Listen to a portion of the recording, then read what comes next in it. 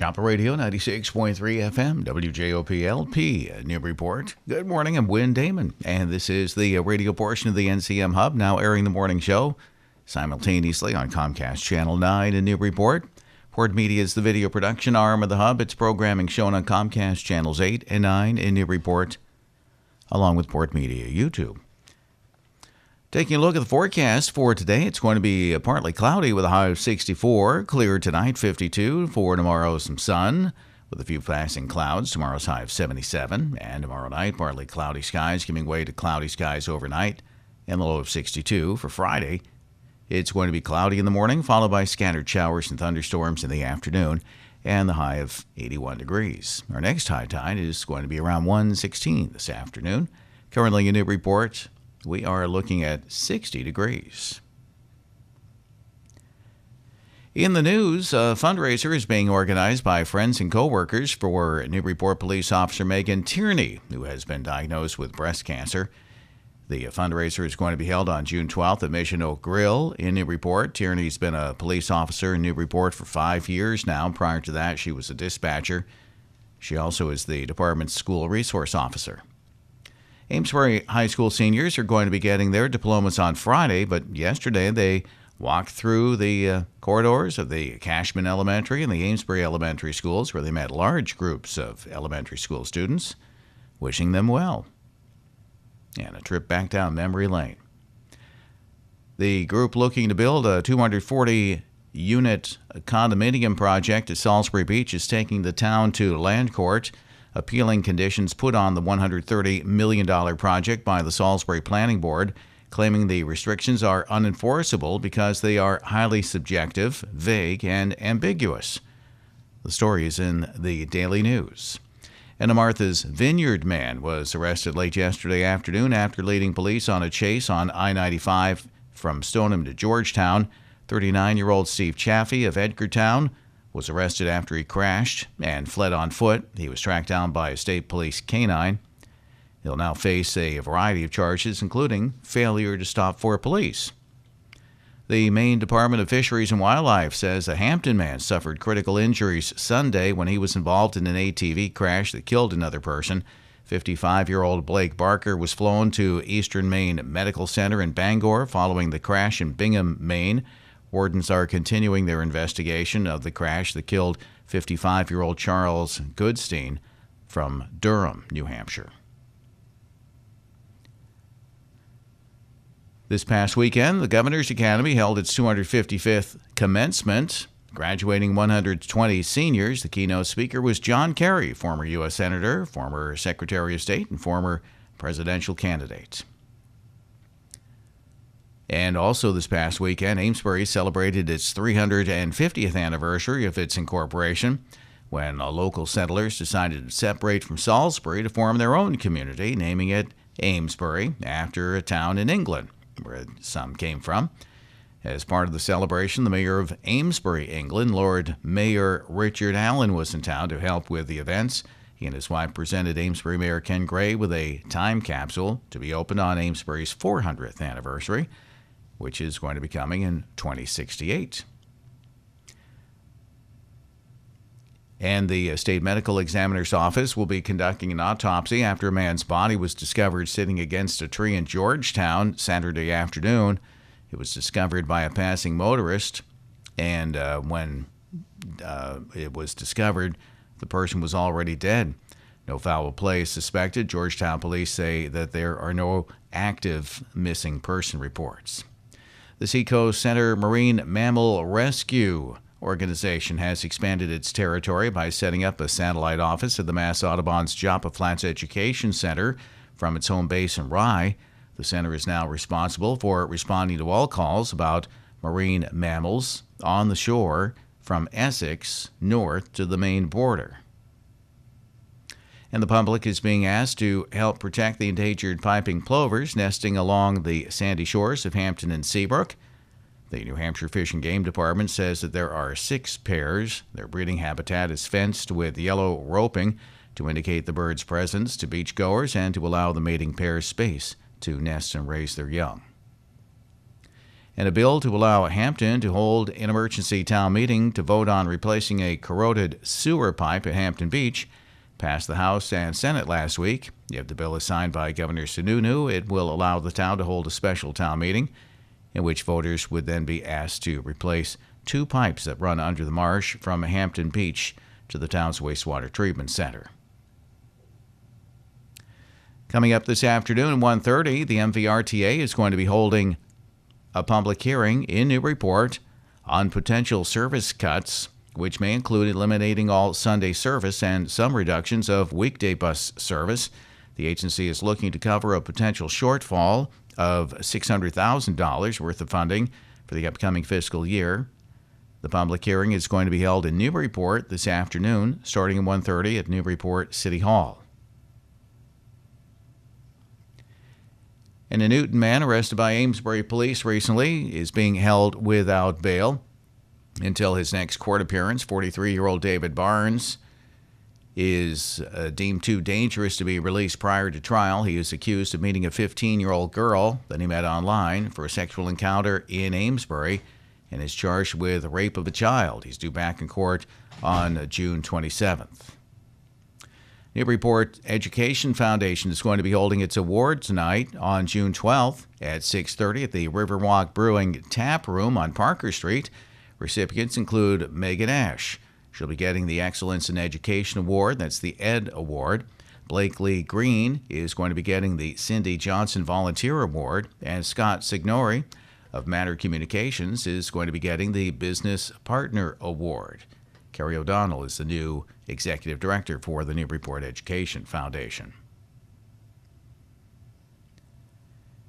And former Newburyport City Councilor and school committee member Bert Reed remaining in jail pending his next court appearance. An Essex County Superior Court judge recently turning down his appeal to be released on conditions. He is facing 3 counts of aggravated rape of a child. He was arrested in April and is due back in Newburyport District Court June 7th. However, there is a chance, prosecutors say, that an Essex County grand jury will have him indicted in Superior Court by that time.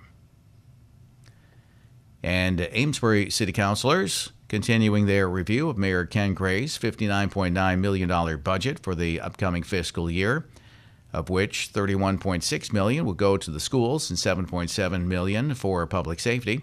The Amesbury City Council is expected to vote on the budget at its June 12th meeting. Taking a look at sports, well, the Red Sox were winners last night. They beat the Blue Jays at Fenway Park 8-3. Rick Porcello picking up his 7th win of the season. The two teams meet again tonight with Eduardo Rodriguez getting the start for the Red Sox. Helping lead the way last night was Sandy Leon, who had 2 doubles, along with a 2-run homer.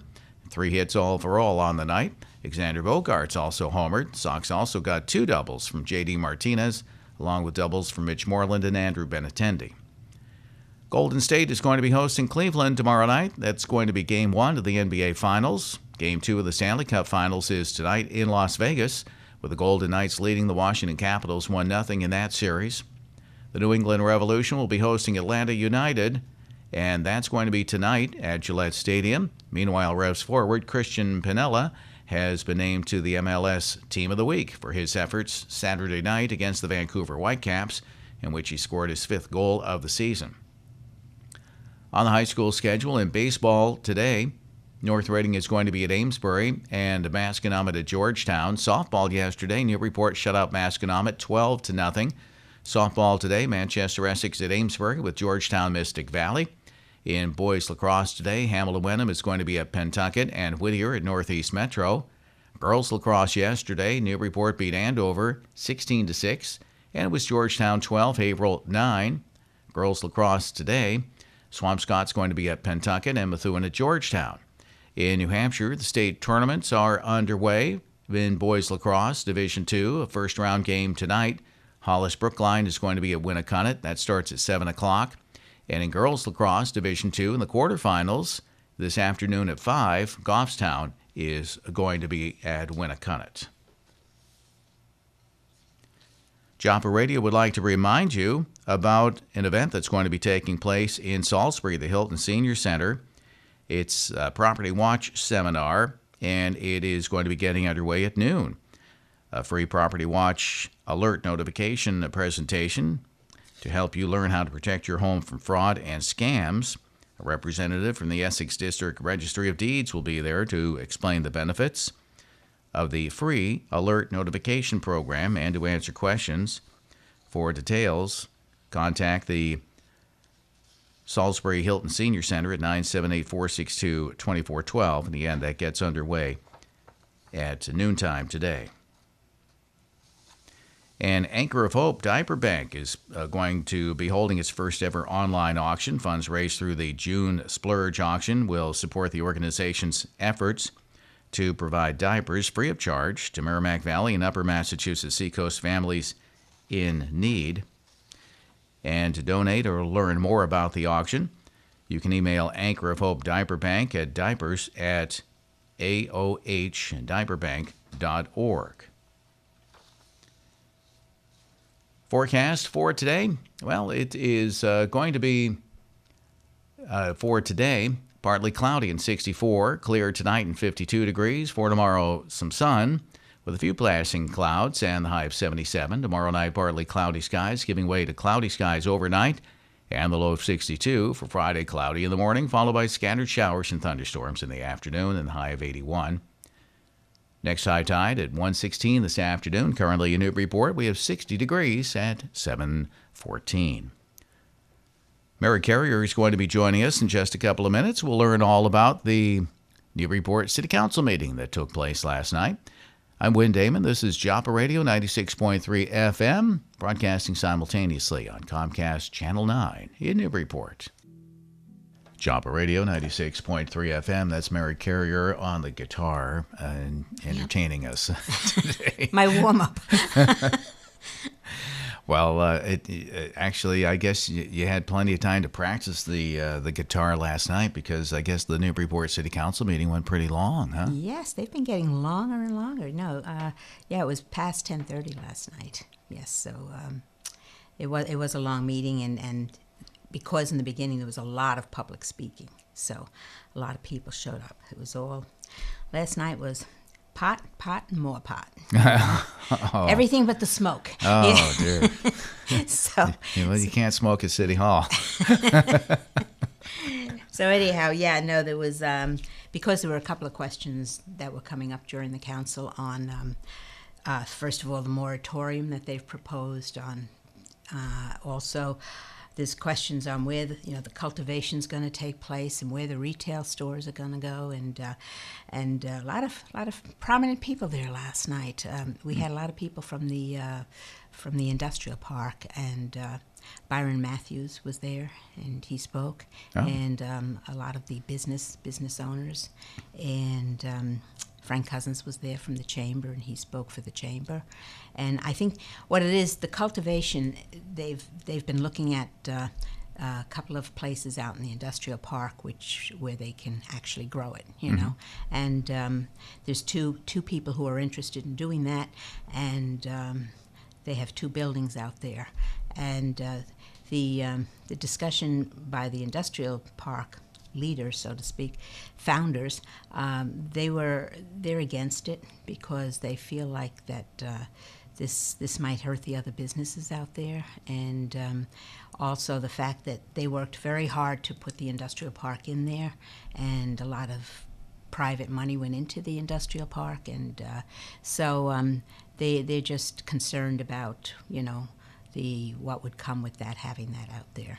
So I do think that's probably the only place that they feel it's safe to have, and there's a lot of actually the people who actually do the pot have a lot of restrictions and things of what they need, and who can work for them, and what it is. So it's a touchy subject. Yeah, a lot going on with that. And then of course Frank Cousins, president of the Chamber of Commerce, he spoke because the chamber and the downtown businesses don't want the retail stores downtown, or some people don't want the retail stores downtown. So there's 3 areas that were being considered for the retail stores. There was the traffic circle, the downtown area, and one other. Story Avenue?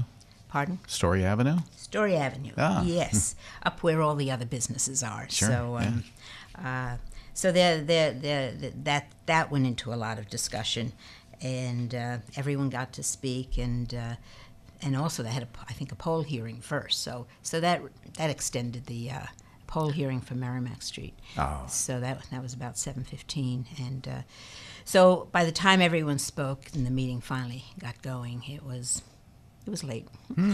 Don't they limit the speakers to? They do, and the city council president Barry Connell is pretty emphatic, but people start talking, and if they have something interesting to say, it's hard to shut them off and whatever. But you had a lot of people there. It's funny that were for the pot as soon as possible. Oh, wow. So their big argument is, the people have voted for it. Newburyport voted for it, almost unanimously. Yeah. Well, I forget how much of the vote, 55 or 75% of the vote. And so they feel that when the people spoke, they should go ahead with this. And the other question was the moratorium.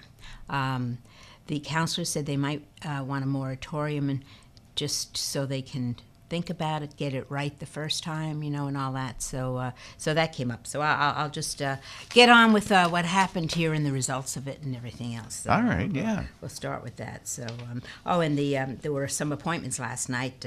Christopher Leclerc, our from the what is it? It's a reappointment. Oh, the fire chief. Yeah. Yeah. So. He is Emergency management?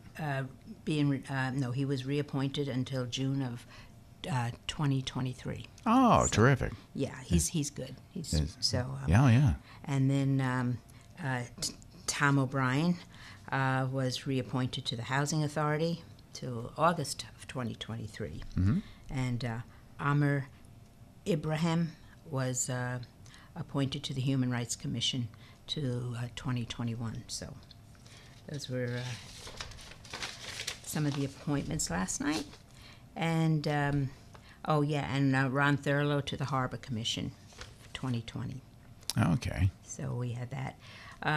The orders, I guess, met with Mello for the collection and hauling contract, a 5-year contract, and also the Wheelabrator contract, and those were approved. Oh, so they finalized that then, huh? Well, yes. Okay. So there, that went through. I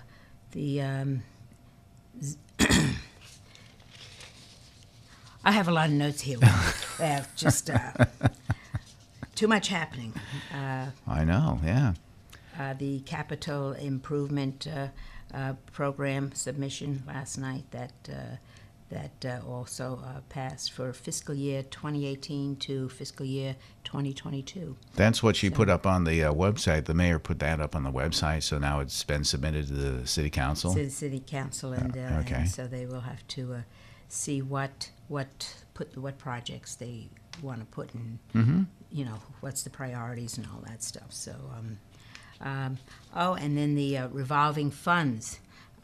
They were talking about the revolving funds and, how they're going to be managed, more or less. And they set limits on the revolving funds last night, and they finally said that a lot of these groups have more money than they need that just sits in an account in the revolving fund, and Councillor Zede got up and he was saying that there should be a cap on how much they have to keep in their fund, and that anything over $200,000 should, after they have all their expenses and everything, should revert back to the general fund. In other words, go back to the city so that it could possibly be used for other items and other things. Okay. Yeah. So I can understand that. yes. So there weren't really many of the groups that had that much more, but say they have like 280,000. I think there was one that had 272,000.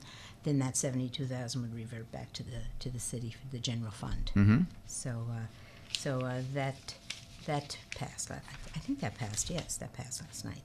And then there were a couple of capital improvement needs. One was for an ambulance, and they were arguing that we didn't. Councilor Argument was arguing that we don't have any use for it right now. We don't have anything set up, and how this is going to go. So, why put it there as a capital improvement need and put money out there now for it? So that was discussed, and so that they went through all that stuff, and then of course they got to the ordinances and put off the. He wanted to put off the ambulance from to July 2019 rather than put out $200,000 now and not be ready to use it. Right. So that was one of the discussions here. Then the pot question came up. Oh, also the Brown School. They were allotting $2 million in that for relocation of youth services because of the Brown School, and they just on that one, Councilor Eigenman said, why $2 million? It should be $3 million, because I guess it's going to cost more money to do all this because they have to find a building for them and a relocation for the youth services. So that passed to go up to $3 million, and then they had the budget and finance of the departmental revolving fund. They wanted to take engineering funds out for contractors and what have you. The revolving funds they talked about that's a lot of money that's floating out there. You know what the revolving funds are? These people collect their own money. Right, yeah. And then they use it to cover their expenses. They cover their department expenses and everything else. Yeah. And sometimes they end up with, if it just sits there, they end up with quite a bit more money than they actually need. And but wouldn't that extra money, though, be needed to buy like trucks and stuff like that? Well, if they this is after they have their expenses and everything is done, and then of course they can always come back and get some of their money if they need something else. Yeah. But in the meantime, the city can use it, so it would be in a general fund. Yeah. So I guess it's just to keep more of an eye on what's being spent in the expenditures, and if you have money and you need money, because we're always transferring money. Yeah. So, but transfers are good because then you know where it's coming from and where it's going, who's going to be using it. So. Okay, I'll give you that.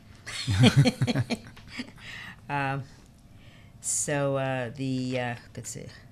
All right, so anything over $200,000 goes to the general fund, and that passed. Okay.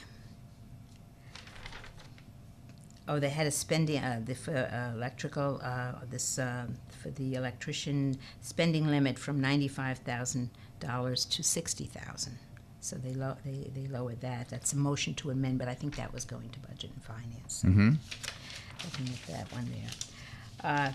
Next was the okay. I know when I'm. Last night was a lot going on there. So. Well, I know with everybody talking about the those proposed zoning ordinances and all that stuff. Yes. That's a tough one. I know that there are several buildings out there for the cultivation. They have to be secured, and it's very tough to get that stuff through. Yeah, and they have to limit the number of. They want to limit the number of facilities that they have. So I think right now they have two. Have two facilities, and they're ready to go or whatever. The square footage, Councilor Shant got up and she said that they would like to limit out in the industrial park the square footage. So from 300,000 square feet, she wanted to amend it to 100,000 square feet. So what they voted on is to 100,000 square feet, but it shall not extend over 200,000 square feet. So they're giving themselves some leeway there. Mm-hmm. So basically, it would be 200,000 square feet. Some of the councilors argued that you needed more room than that to do it if you were going to make it worthwhile, and they're thinking taxes. Yeah. You know? Oh, I see. Yeah. The more you have, the more Yeah. hopefully money will be generated back to the city. Yeah. So they were thinking about the taxes, but they felt, that they should start with that, see how that's managed and handled and how it works out. So. And if they approve it for 2 buildings, does that mean that there are 2 tenants lined up to take that space? Yes, they said right now there are two people who are interested, and they're willing to get this going as soon as possible. Then the moratorium came up as far as, and most of the councilors believed in that. So, and that actually, that did pass. A few councilors were against it, but it did pass. They wanted time to look at it. They think they need more time to study it. They were supposed to have it done by January 1st, but now they decided to extend it to December 31st. So they said, we want to do this once and get it right and know what we're getting into and know what we're doing and whatever. So I think they're trying to placate a lot of the people who wanted to put it back as a referendum, and put it on the ballot again. But I don't think people are going to go for that. So, according to the ones that spoke last night, you know, so it was really interesting. I know that Councilor Vogel in particular has really been pushing for this. It's been voted on. Let's go, and so he was, Well, he was referring to his history back in California. There have been plenty of things that have been voted on, and then they never went through with it anyway, right?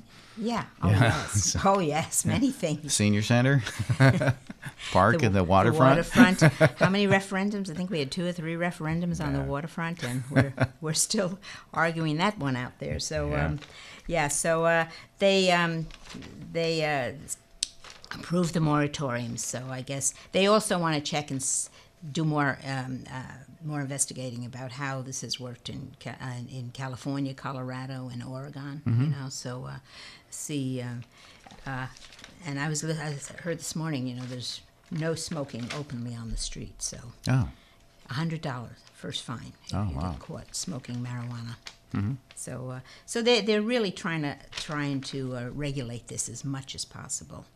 And of course, not near schools, not involvement, there, and so the big thing though was to find an area for retail stores, and also the state regulations. So they want to look into how they can deal with that. So that passed by 9. Oh, okay. So they're going to have the moratorium. So we won't see anything going up right away, but I'm sure they'll be out there growing though. Well, I can see the argument for putting it downtown. It gets more people downtown. You got to pay for the parking, and just more revenue in that area. Well, that's what they were saying because, and I guess too, the more you smoke, the more you eat. So the restaurants, would make out very well down there. So it's it's.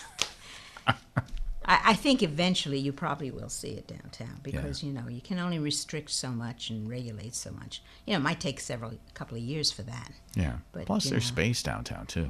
Yeah. Well, they're talking about Story Avenue. I mean, there are a lot of people up in Story Avenue. I mean, I can just see it probably be cheaper at Market Basket, right? Sure, it would be a little more expensive, right? Yeah. But the store brand. Right. No. So, so I don't. Yeah, it's interesting. I wonder where they would put it on Story Avenue too. Well, I guess you have where the old Chinese restaurant used to be. Remember? Yeah, that spot's open. That spot is open there. My goodness, that's big enough you could grow it there, cultivate it there.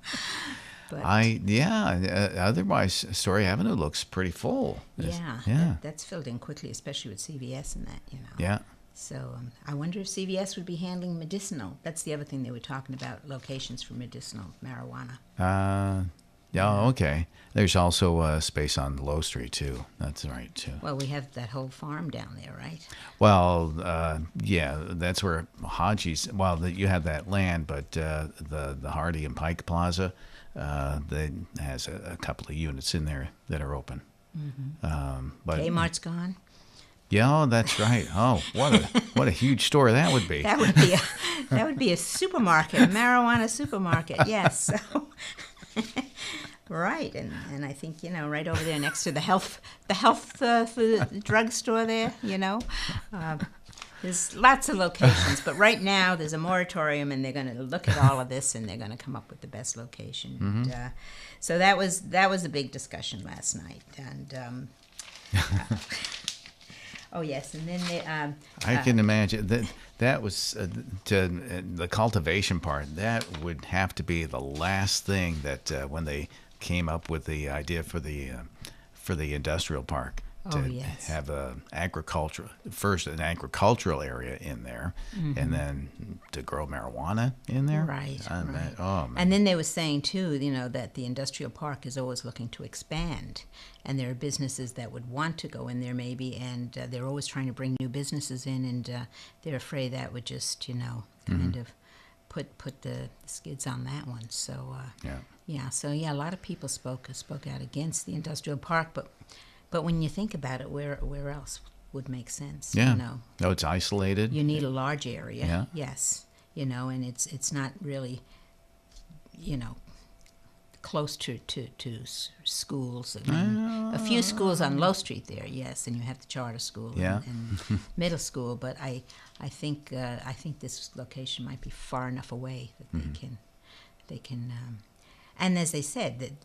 You have to have a lot of security and everything around these facilities, and apparently you can't hire a felon to work there, and you can't, so it's they do have much stricter. They were saying than breweries or liquor facilities. Okay.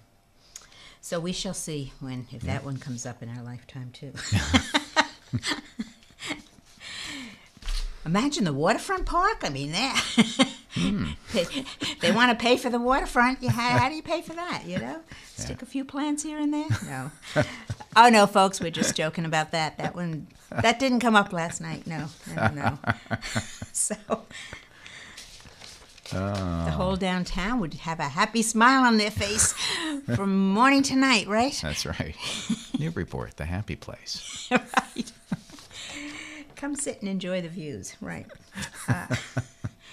Other things that came up is they want to address the Phillips Drive. I guess they've had a problem out there with drainage for years. Big problems. Big problems. So some people spoke for that last night, and they're trying to set up a scale of for 2018 start with $75,000, and then 2019, $2.7 million, and then in 2020, $2.5 million, and try to this is part of the capital improvement program, and so I think they're finally going to address that issue, which would make a lot of people happy, because they have had this drainage issue for many years. So they're finally they want to address a lot of these things that have been on the list, but haven't really been, haven't come up. So they talked about that one, and that hopefully will move forward. And I think I gave you. They also approved from free cash $191,800 to snow and ice $7,900 there, and they did a few transfers last night also. And I can get to the mayor's update. Which will give us quickly go through this. The capital plan. They have the priority projects submitted, and the mason work that was going to cost $65,000 has been pulled for the Newburyport High School, because the facilities director there would like more time to evaluate options for some work that they were going to do there. Oh, what were they going to do for masonry work? I don't know, unless I know there was part of the roof they were discussing. Oh, yeah. I don't know if that fits in with that. The water sewer capital plan, requires the approval of the Water and Sewer Commissioners. The plan is standard, requiring the City Council to transfer the funds from their retained earnings to capital accounts. And the retained earnings, like free cash, freezes in mid-July until it's recertified in October. And also the commissioners, they said, are working to hold down the water and sewer rates. And the Plummer Spring Bridge, again, the bridge has deteriorated, that it had to be closed earlier. And the mayor talked to Lieutenant Governor Polito, and the city will most likely be awarded $500,000 in the state small bridge program for further evaluation and to start the repairs on that. Mm-hmm. The Whittier Bridge, they're actively working on finalizing their mitigation with Walsh McCourt, including paving a portion of Ferry Road, elevation paving and drainage work on Spring Lane, and the sidewalk on Spofford Street. And they hope to have these close these negotiations within the next couple of weeks. And they have a Whittier Bridge Working Group meeting with Amesbury and Salisbury on June 15th, and they have a completion date now in August for the project. Okay. So that's been going on a little longer than anticipated also. Right, yeah. Well, they did some work that they had to take That apart. pillar. Yeah. Oh, yes. That, Yeah. I know. I heard from the people I used to work with, yes, on that one. So, Did you do that? I didn't do that. He did that. no, well, that's a big problem with contractors, because they have certain things they have to meet the density and everything else, and sometimes you try to cut corners, but it doesn't work. Right. So and on a bridge, that's not a good thing to do.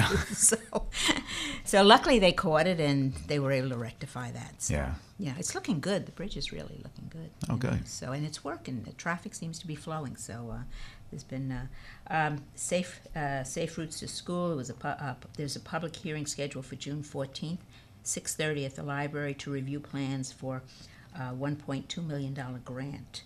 And the area to be improved and redesigned is from Toppins Lane to Johnson Street. Mm-hmm. So this is around the school area down there.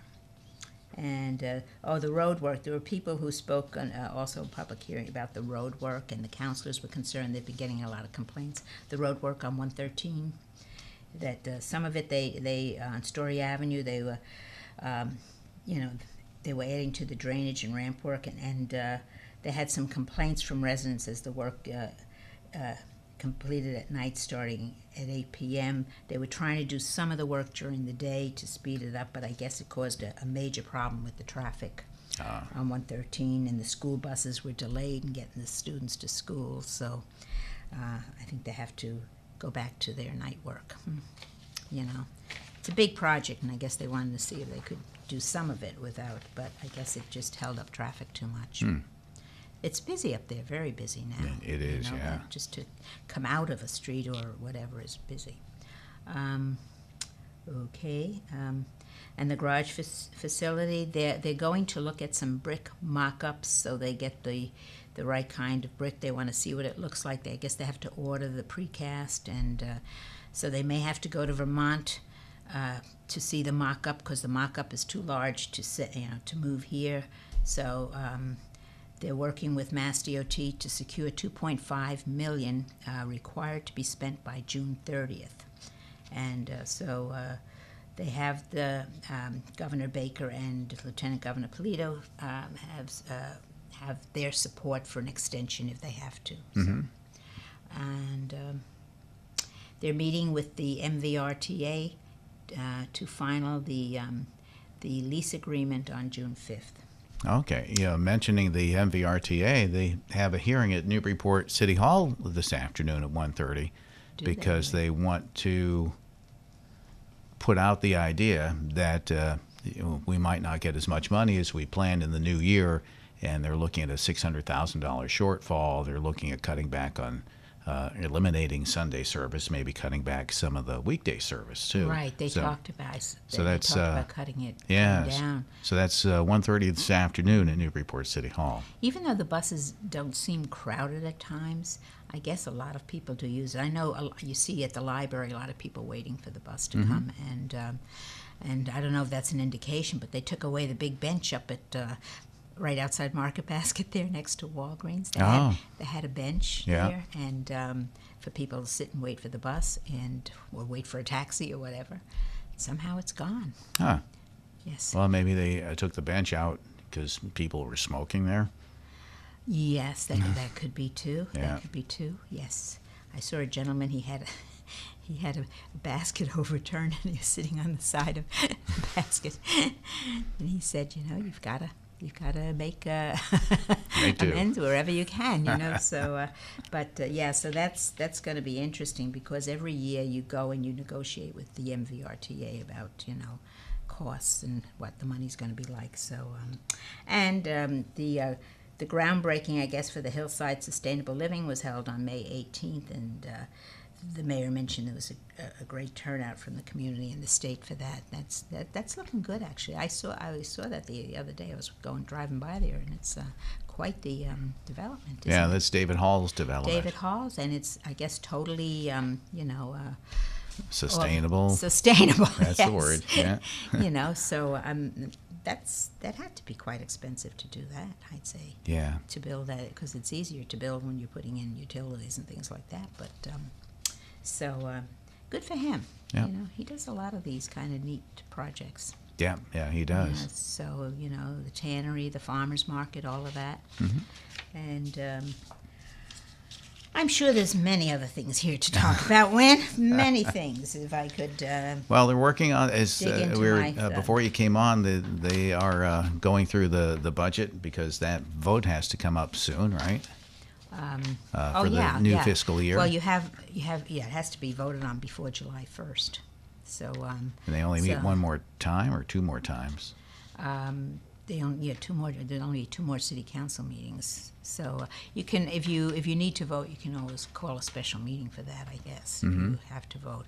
But if you, the thing is, they're meeting with everyone now, and they're going over it, and each line item. It's such a tedious thing. I remember doing that. It's, really going, and then the discussions on, somebody wants to toss off $1 here or $1 there or something. But if you don't have it done by July 1st, and it should go into July 1st, you have to accept the budget as it is. Oh. As it is. And I remember that one year. Mm-hmm. They kept working on it, and they were fighting over it, and they were trying to delete something. And I was sitting there, and the next thing, clock went past 12. And it was funny. They hadn't done all their things, and I just said, oh, well, that's my budget. And their mouths dropped. It's like, really. And so, I was only joking. I did go along with some of their cuts. Some. Yes. Not my salary, no. But cut it in half.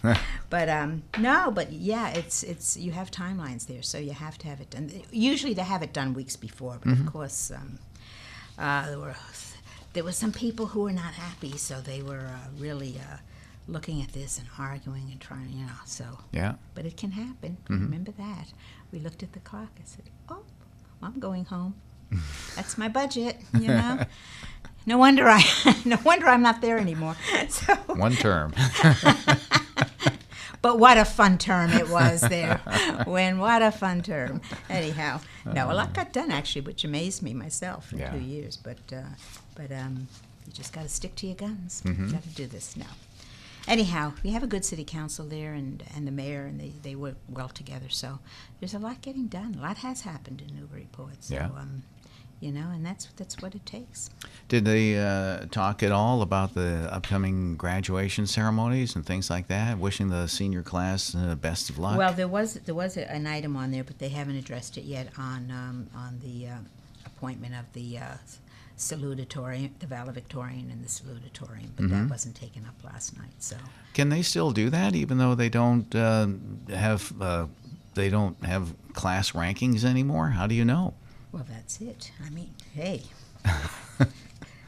whose niece, nephew, son, or daughter is, who has the most clout there? No.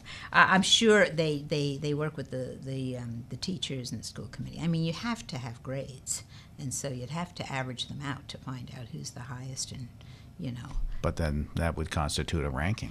Of course it would. And the students don't want a ranking. Which goes back to my argument of how many months ago. Why would a school do away with ranking? Yeah. Because I think it's important. I also think it inspires kids to work harder. You know, Yeah. if you know where you stand and where you want to get to, I think that's. I mean, to me, it's a no-brainer. Yeah. But then, who am I when? Well, maybe things will change with the new superintendent, the new principal, and Right. That's a good question, though. How do you do it? I mean, I saw it last night, and I was thinking, obviously, the city council isn't going to vote in who's going to be valedictorian or salutatorian, so I don't know if they have any kids in the graduating class. But but you have to go by grades, and you have to do it the right way. Well, maybe you can do it with naming rights, and they could purchase the right to be the valedictorian, because the school could always use the money. The school does need money, So, hey, that's what makes the world go round here, as they say. Yeah. I'm sure. I mean, hey, who is the great negotiator out there? We see. No. It'll work out, I'm sure. We have many smart kids there. Oh, yeah, and, so. So when's the next city council meeting? It would be the second Monday in June. Okay. Right. So that would be Soon. June 1st is Friday, is it? I think. Yes. Yeah. June 1st is Friday, so. I can never do that. So it would be Friday, which would be.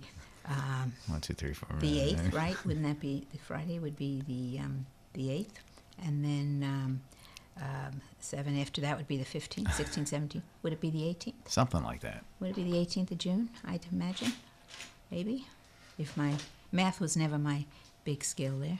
Well, it would be the 11th of June. Oh, is it? As I told you, math was not my big. I was into the English and the literature and the jokes. But no, is it that makes sense. Yeah, it's June 11th. Yeah. Right, because yeah. Yeah, because the 4th is the first. Yeah. So that would be right 4, and you add 7 to that, and it's 11. Where did I? Oh, I was going a week further. Aha. I was adding another week to it. So more fun to follow. Yes. And then again, just a reminder about that MVRTA meeting tonight or this afternoon, 1:30 at Newburyport City Hall. So folks can voice their opinion. Wouldn't that be something? They cut back service when they're building a new garage in partnership with the MVRTA. So that's kind of strange. But it happens, and things come and things go, and next year they might have more money. Who knows? Right. Well, remember they took the train out. Yeah, and brought the train back. Pulled up the tracks, did all whatever, and how many years, and the train came back again, and is well used right now. Oh yeah. Because people figured they had cars and they didn't need the train, but not everyone did. In fact, weren't they arguing about the park and ride, because it's always filled? It seems like it's always filled. It is, and they added more spaces. Remember when they extended it? Yeah. So, and yes, it's filled every day. So you have, between the buses and the train, you have there's a lot of use of public transportation. So, which is good. You know, people are starting to realize. Yeah. Who wants to drive into Boston or whatever? Not me. Well, I did it for a good many years, and now I'd say, if you have a train or a bus, take it. Yeah. So. All right. Well, Mary, thank you very much, and we'll let you get back to practicing the guitar, so you can make the tours, and I still have my guitar from 1965, I think it was. From your hootenanny days. My hootenanny. I took guitar lessons, actually. Oh yes. Yeah. I used to go down. I used to go down to Washington Square in the village, Greenwich Village, Really? every Sunday afternoon. everyone would bring their instruments, and all the hippies, we'd lie around with our love beads and play our guitars. And there's some very good players down there. Ah, how about that? Yes, so those were the good old days, Win.